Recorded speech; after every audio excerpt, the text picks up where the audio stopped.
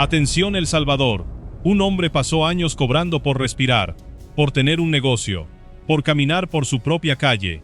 6 personas, 6 familias, pagando una renta a un pandillero que se hacía llamar Tomatillo. Y hoy, ese mismo hombre va a pasar 120 años encerrado. 20 años por cada una de sus víctimas. Uno por uno. Como si la justicia hubiera decidido cobrarle exactamente lo que él les quitó a ellos. El tiempo, la libertad, la tranquilidad de vivir sin miedo. Esta es la historia de cómo cayó uno de los extorsionistas más peligrosos de la zona oriental de El Salvador, y de cómo 6 víctimas, en silencio, durante años, terminaron construyendo la condena más larga que se ha visto en meses. Si te interesa conocer las capturas más importantes y los operativos más impactantes contra la delincuencia en El Salvador, este es el canal correcto. Suscríbete ahora, porque lo que vas a escuchar en los próximos minutos es apenas el principio de todo lo que este hombre hizo antes de que la Policía Nacional Civil y la Fuerza Armada lo interceptaran en un punto de control que él jamás esperó. Antes de continuar, es importante ser honestos contigo. Los hechos centrales de este caso están confirmados por múltiples fuentes. La captura, la identidad del pandillero, la estructura a la que pertenece, la condena de 120 años y el desglose de 20 años por cada una de las 6 víctimas de extorsión. Todo eso es real y está verificado. Lo que las autoridades no han detallado públicamente es cómo fue extorsionada cada una de esas 6 personas en particular, ni sus nombres, ni las conversaciones exactas que pudieron haber tenido con él. Por eso, cuando en este relato reconstruyamos cómo pudo haber operado con cada una de sus víctimas, lo haremos basándonos en los patrones de extorsión documentados y repetidos una y otra vez en las zonas controladas por la MS-13 en el oriente del país. Ningún nombre, ninguna cita textual, ningún detalle de esas reconstrucciones corresponde a una fuente oficial confirmada.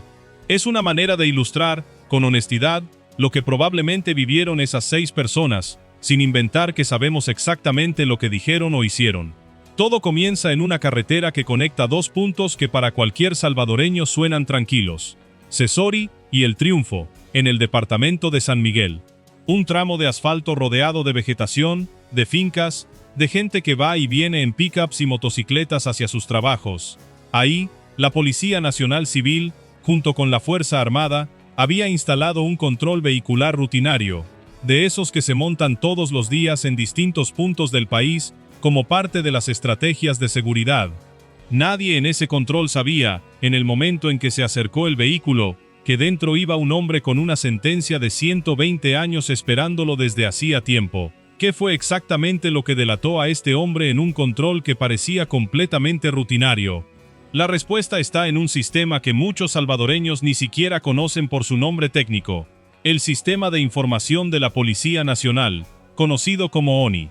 Cuando los agentes detuvieron el vehículo y pidieron documentos de identidad, alguien tecleó un nombre en ese sistema.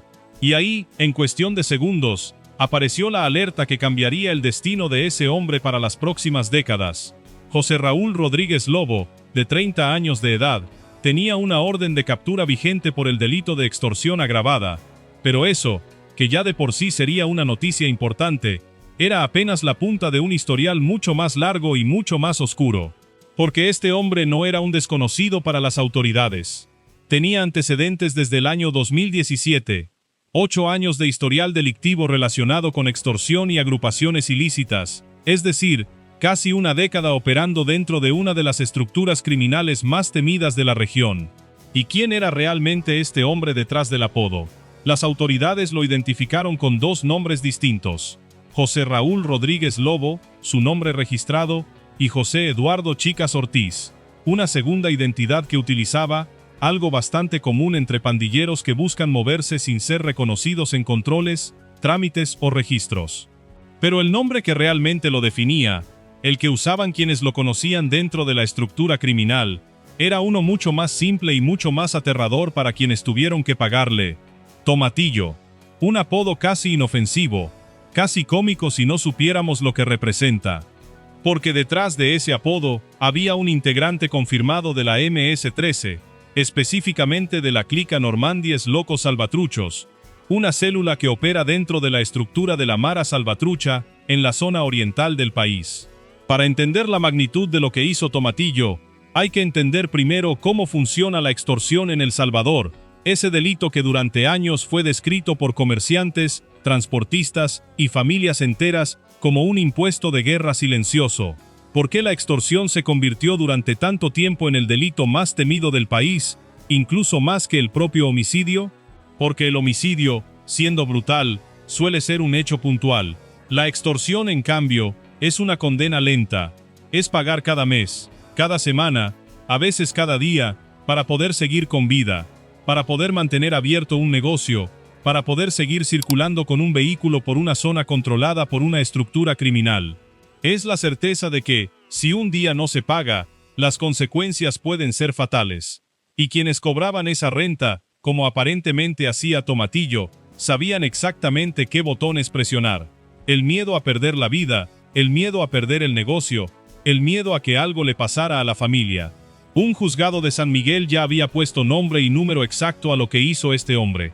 6 víctimas de extorsión agravada. Y aquí está el detalle que hace que este caso sea diferente a la mayoría de condenas que ves en las noticias. No le dieron una condena genérica por extorsión. Le dieron 20 años exactos por cada una de esas 6 personas, de manera individual, como si el sistema judicial hubiera querido dejar claro que cada víctima cuenta, que cada persona extorsionada representa una condena completa por sí misma, no un número diluido dentro de un total.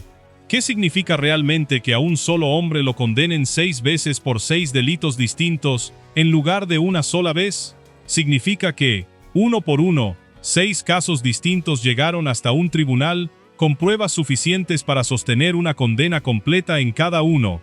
Eso no ocurre por casualidad.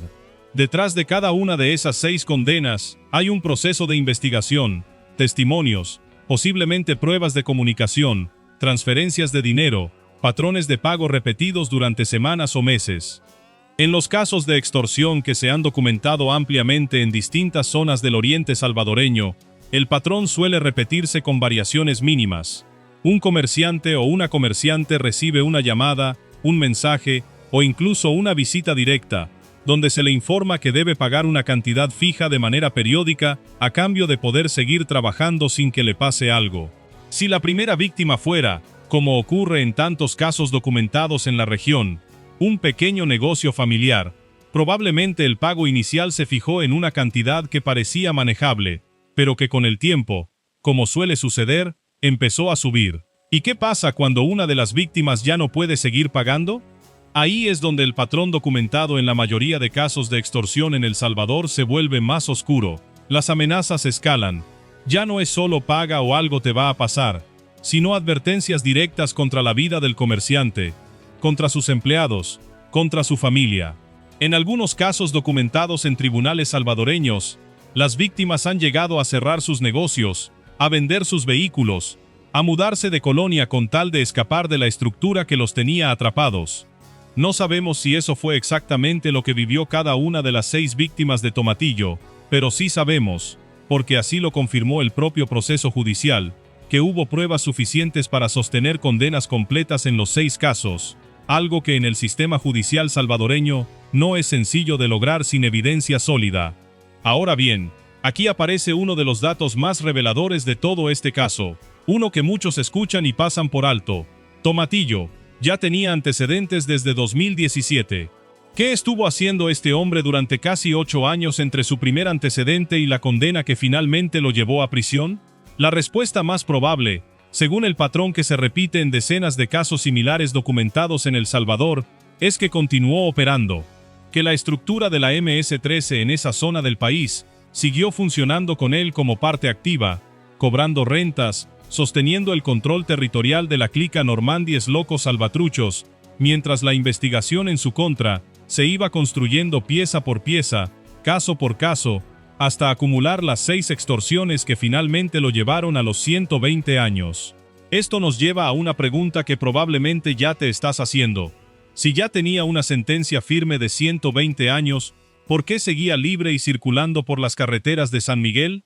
La respuesta tiene que ver con algo que ocurre con demasiada frecuencia en el sistema de justicia salvadoreño: la diferencia entre ser condenado y ser capturado. Una condena puede dictarse en ausencia del acusado, o el acusado puede evadir la captura moviéndose entre zonas usando una identidad alterna, como parece que hacía Tomatillo con su segundo nombre registrado.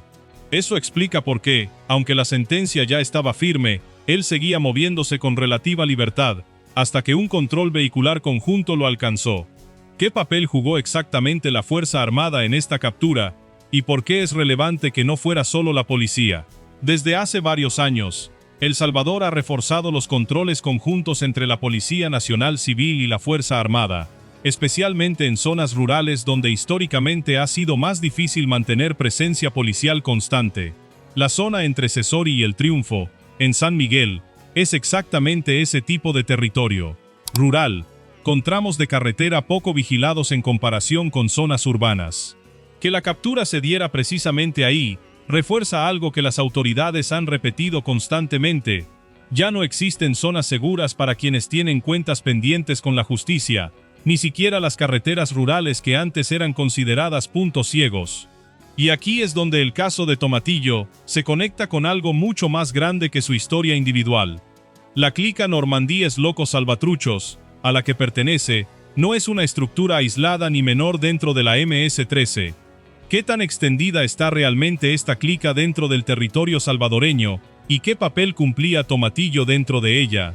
Aunque las autoridades no detallaron públicamente su rango exacto dentro de la estructura, el hecho de que acumulara al menos 6 extorsiones documentadas y 8 años de antecedentes, sugiere que no se trataba de un miembro reciente o de bajo perfil. En la jerarquía interna de la MS-13, el cobro sistemático de extorsión a múltiples víctimas durante un periodo prolongado suele estar asociado a roles de mayor responsabilidad dentro de la clica, no a los perfiles más bajos de la estructura, que normalmente cumplen funciones de vigilancia o mensajería. Llegamos ahora al momento que realmente define este caso, la razón por la que esta historia se volvió noticia en distintos medios del país casi de manera simultánea: la condena de 120 años. ¿Qué significa realmente una condena de 120 años en un país como El Salvador? En términos prácticos, significa que ese hombre, que hoy tiene 30 años, morirá en prisión. No existe ningún escenario legal razonable en el que pueda cumplir esa condena y salir en libertad durante su vida. 120 años equivalen, sin ningún tipo de beneficio penitenciario aplicado, a que Tomatillo tendría que vivir hasta los 150 años para completar su sentencia. Es, en términos reales, una cadena perpetua disfrazada de cifra exacta, una que además tiene un significado simbólico muy fuerte: 20 años por cada una de las 6 personas que decidió convertir en su fuente de ingresos a través del miedo.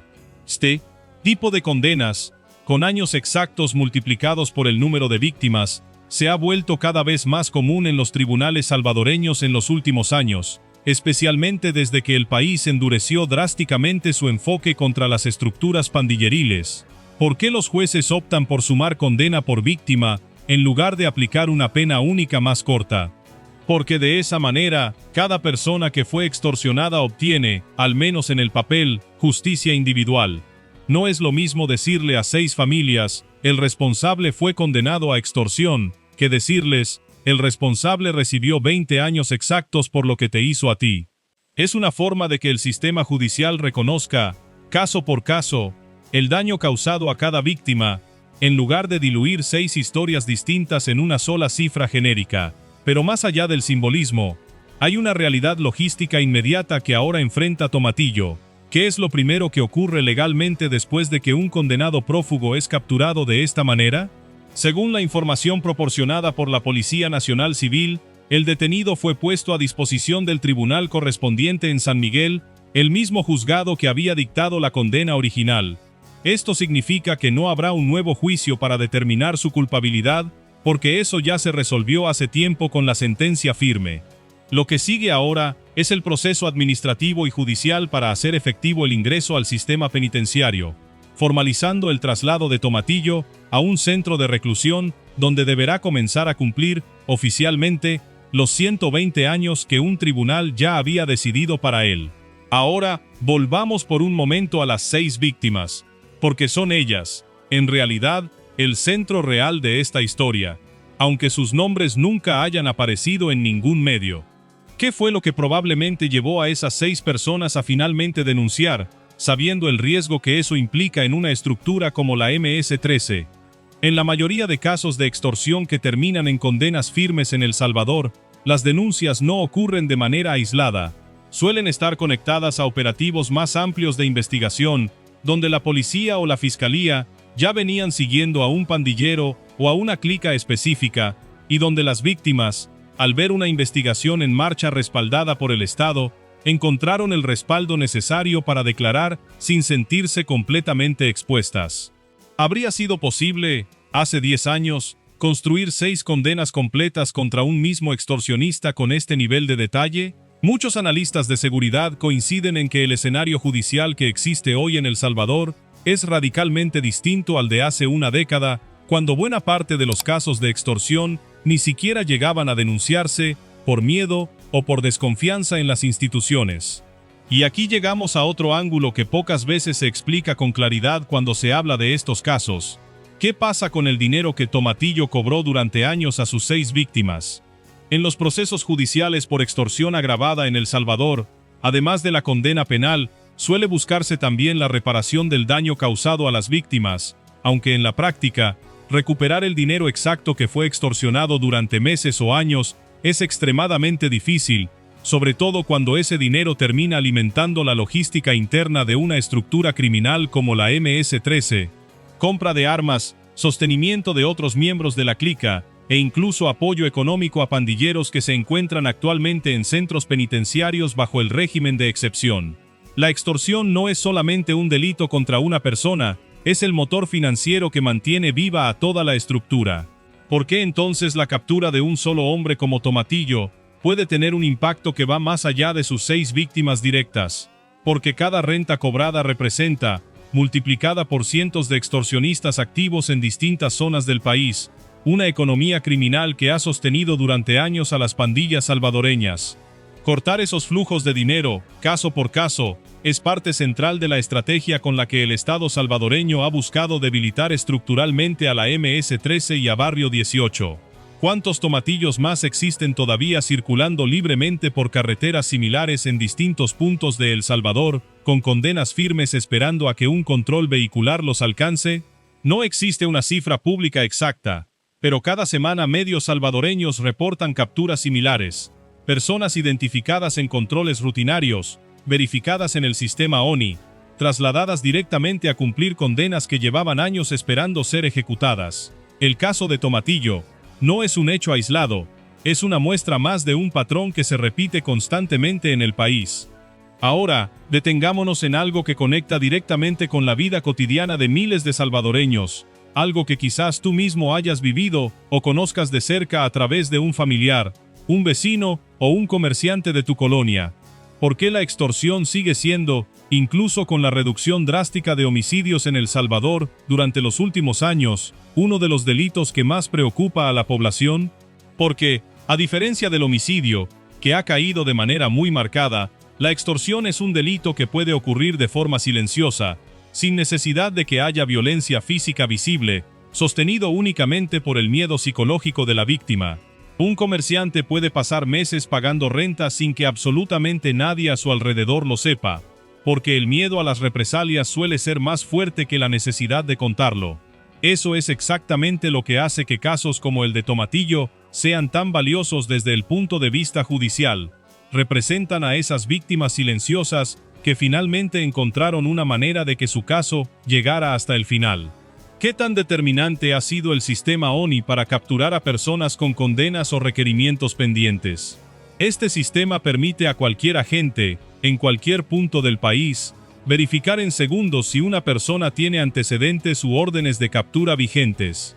Antes de este tipo de bases de datos centralizadas, muchas personas con condenas firmes podían moverse durante años sin ser detectadas, simplemente porque la información no estaba disponible de forma inmediata para los agentes en el terreno. La captura de Tomatillo es un ejemplo directo de cómo la tecnología aplicada a la seguridad pública cierra el margen de movimiento de quienes durante años lograron evadir el cumplimiento de su condena. Y llegamos ahora a lo que probablemente es la pregunta más incómoda de todo este caso. la que conecta directamente con las 6 víctimas que le dieron nombre a esta historia. ¿Qué pasó con sus vidas después de haber sido extorsionadas por Tomatillo? No existe información pública sobre el destino actual de esas 6 personas, y es importante ser honestos en eso. No sabemos si continúan con sus negocios, si tuvieron que cerrar, si siguen viviendo en la misma zona, o si tuvieron que desplazarse.